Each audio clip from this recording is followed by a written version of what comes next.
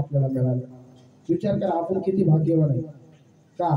तर एवढं मग एखाद्या जर गाईला जनावराला जर म्हणलं भजन करतो तर भजन करत नाही का, त्यांचा जन्म अजून सरला नाही, त्यांचा भोग सरला नाही, म्हणून ती भजन करू शकत नाही। आणि ही एवढं भोगून आपण इथं आलो, एवढे पवित्र आहे। त्या दोन हाताला टाळी आणि तोंडानं नाव घेतलं पाहिजे का। तर ही संसार तर आपला ही संसार तर आपला पण होणार आहे। भजन आपल्यालाच करावं लागेल। लाख रुपये जरी दिले तुम्हाला आणि जर भजन करा म्हणलं तर तुम्ही भजन करू शकत नाही घरामध्ये, संसारामध्ये का। तर आपल्याला त्या हातानं आज योग आलाय, वंता योग। तर आमचे भाऊसाहेब दादा बलदेव शिंदे यांच्या आठवणीमध्ये आजचा क्षण आपण त्यांच्या दुःखामध्ये सामील होऊन सगळ्यांनी कार्यक्रम ऐका, मना तोंडाने भजन करा का। तर अभंग गवळणी कुठे ती भजन पुन्हा ऐकायला मिळणार नाही, सुंदर असं भजन करा।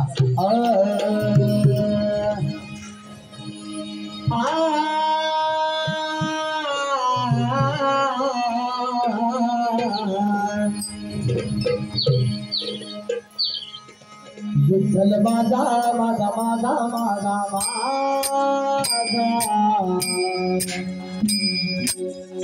विठ्ठल माझा